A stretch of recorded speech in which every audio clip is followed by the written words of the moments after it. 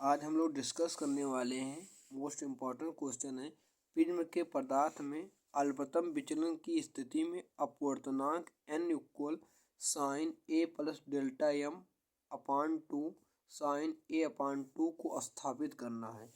इसके लिए सबसे पहले आपको इसकी आकृति को समझना पड़ेगा। एक आपका कांच का एक प्रिज्म है,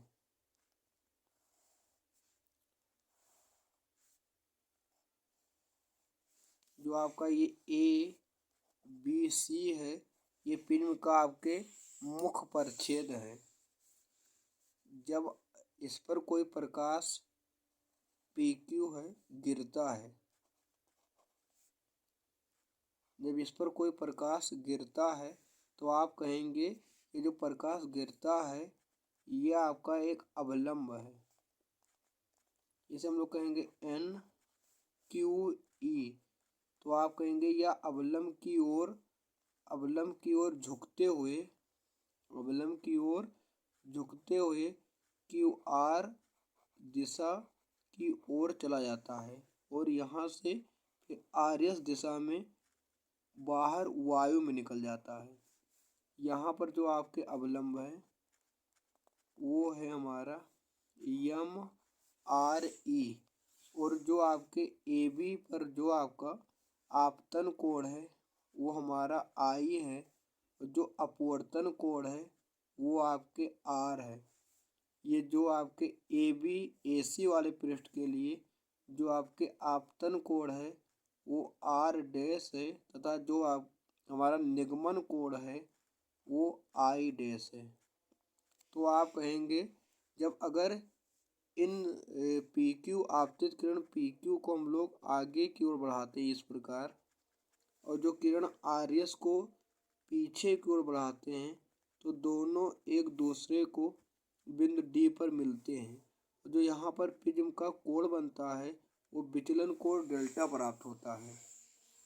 पूरे प्रिज्म में जो प्रकाश का मार्ग है वो पी क्यू आर एस है। जो ए है ये प्रिज्म का अपवर्तक कोण है। तो इसके लिए व्यंजक कुछ इस प्रकार है। आप कहेंगे यहाँ से कि माना कि ए बी सी कांच का मुख परिच्छेद है। जब प्रकाश की एक किरण पी क्यू प्रिज्म के अपवर्तक पृष्ठ ए बी पर गिरती है तो अवलंब एन क्यू ई की ओर झुकती हुई क्यू आर दिशा में अपवर्तित हो जाती है। पृष्ठ ए बी पर आपतन कोण आई, अपवर्तन कोण आर है। अपवर्तित किरण क्यू आर पृष्ठ ए सी पर अवलंब एम आर ई से दूर हटती हुई आर एस दिशा में बाहर वायु में चला जाता है। पृष्ठ ए सी पर आपतन कोण आर डैश तथा निगमन कोण आई डैश है। आपतित किरण पी क्यू तथा निर्गत किरण आर एस को पीछे की ओर बढ़ाने पर बिंदु डी पर मिलते हैं। इन दोनों किरणों के बीच बना कोण जो होता है वो डेल्टा विचलन कोण कहलाता है। तो आप कहेंगे यहाँ से जो हमारा ये त्रिभुज है, आप कहेंगे एक आपके त्रिभुज आपके डी क्यू आर में, चित्र सामने थोड़ा सा बना देते हैं। यहाँ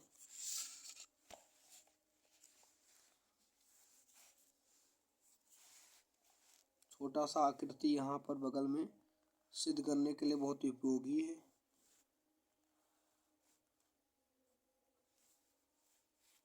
ए बी सी, ये पी क्यू पी है, ये क्यू है, ये हमारा अवलंब है एन क्यू ई, ये क्यू है, ये आपका आर है। प्रकाश आर एस दिशा में बाहर निकल जाएगा। यहाँ पर जो अवलंब है वो है एम आर ई। अगर दोनों किरणों को आगे की ओर बढ़ाएं इस प्रकार तो एक दूसरे को बिंदु डी पर मिलते हैं, और यहाँ जो विचलन प्राप्त होता है वो डेल्टा होता है। आप कहेंगे और जो यहाँ पर कोण है आई, ये कोण आर है, ये आपके आर डैश है, ये आपके आई डैश है। आपके सामने लिखा है त्रिभुज डी क्यू आर में त्रिभुज डी क्यू आर में, डी क्यू आर में देखते हैं आप कि ये जो क्यू है और ये जो आर है ये दोनों अंतः कोण हैं, और जो डी है, डी पर जो कोण बना रहा था डेल्टा, ये आपके बहिष कोण है। तो जो बहिष कोण होते हैं, बहिष कोण सम्मुख अंतः कोण के योग के बराबर होता है।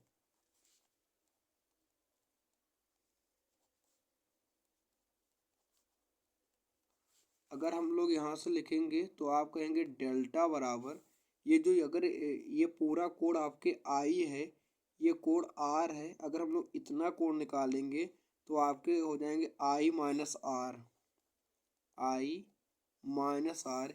ये पूरा कोण आपके आई डैश से, ये कोण आर डैश, अगर इतना कोण निकालेंगे हम तो आपके हो जाएंगे I dash minus R dash. थोड़ा सा और इन्हें सॉल्व करने पर आप पाएंगे डेल्टा बराबर I minus R plus I dash minus R dash. आप यहाँ से कहेंगे डेल्टा बराबर आई प्लस आई डैश को एक साथ में लिख लेंगे, माइनस कॉमन कर लेंगे और आर प्लस आर डैश को एक साथ में ले लेंगे। इसे मान लेंगे समीकरण 1। अब आप चित्र में देखिएगा तो जो आपके ए क्यू ई आर एक चतुर्भुज बना रहे हैं, और ये जो ए है और ई है ये समकोण है, जो इनका कोण होगा वो 180 अंश होगा। आप यहाँ से कहेंगे चतुर्भुज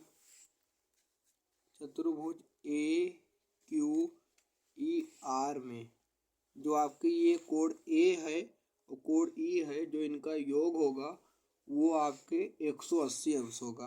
तो आप कह सकते हैं कि ए प्लस ई इक्वल 180, ये हमारा बन जाएंगे समीकरण सेकंड। आप यहाँ से कहेंगे त्रिभुज क्यू ई आर, त्रिभुज क्यू ई आर में आप कहेंगे यहाँ पर कोण आर है, यहाँ का आर डैश है और यहाँ का ई है, तो त्रिभुज के तीनों कोणों का जो योग होता है वो आपके 180 होता है।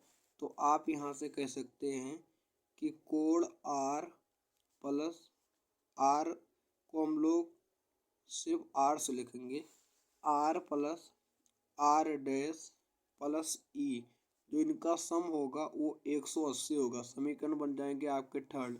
आप कहेंगे समीकरण 2 एवं 3 से 180 बराबर है, तो ये जो ए प्लस ई है वो बराबर हो जाएंगे आपके R plus R dash plus E के। आप कहेंगे समीकरण 2 एवं 3 से ये हमारा जो मान हो जाएगा ए प्लस ई का जो वैल्यू होगा बराबर हो जाएंगे R plus R dash plus E के। तो आप दोनों बच्चों से ई से ई को हटा सकते हैं, तो ए का जो हमारा मान प्राप्त होगा वो प्राप्त होगा आर प्लस आर डैश। अगर प्रिज्म अल्पतम विचलन की स्थिति में है, यदि प्रिज्म अल्पतम विचलन की स्थिति में है,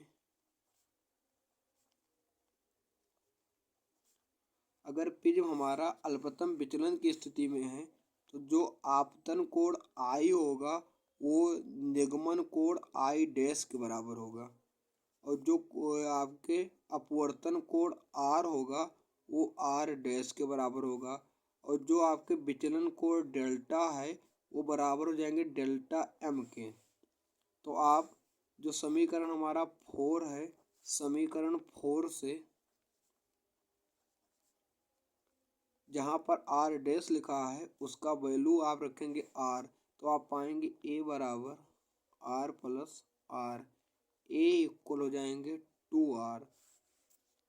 अगर हम लोग यहाँ से r का मान में निकालें तो आपके r इक्वल हो जाएंगे a/2।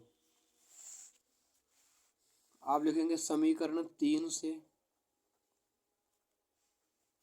समीकरण 3 से ये जो डेल्टा है हमारा, ये जो डेल्टा है ये डेल्टा चेंज हो जाएंगे डेल्टा एम से, और जो आई है आई तो इसी प्रकार रहेगा, और जो आई डैश है वो बदल जाएंगे आई में, माइनस आर तो आर है, लेकिन जो आर डैश है वो आर में कन्वर्ट हो गया। तो आप कहेंगे डेल्टा एम बराबर आई आई आपके हो जाएंगे 2i माइनस आर आर आपके हो जाएंगे 2r। और ध्यान से देखिएगा यहाँ पर जो हमारा 2r का वैल्यू है वो आपके ए है।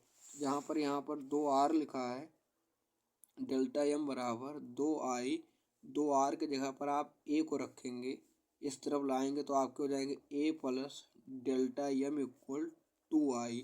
जब आप यहाँ से i बराबर निकालेंगे तो जाएंगे A plus delta M equal 2। Snell का नियम होता है, स्नेल का नियम, आप कहेंगे स्नेल का जो नियम होता है वो होता है आपके n equal sine I upon sine R, इसे स्नेल का नियम कहते हैं। तो आप कहेंगे n इक्वल साइन को इसी प्रकार लिखेंगे, जहां हमारा i है तो i के स्थान पर लिखेंगे a प्लस डेल्टा एम बटे 2, a प्लस डेल्टा एम बटे 2 बटे साइन तो हम लोग इसी प्रकार लिखेंगे, जहां आपके r है तो r का जो मान है वो है आपका a बटा 2। तो यही हमारा प्रिज्म का व्यंजक है, प्रिज्म के अपवर्तनांक का व्यंजक है। यदि आपसे पूछा जाए कि पतले प्रिज्म द्वारा विचलन का व्यंजक निकालो, पतले प्रिज्म द्वारा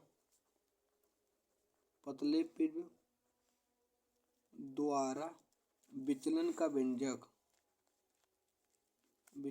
व्यंजक, तो आप एक बात और समझेंगे कि जो पतले प्रिज्म का व्यंजक होता है वो होता है delta M equal n-1 into A. तो हमसे पेपर में ये व्यंजक बहुत पूछा जाता है।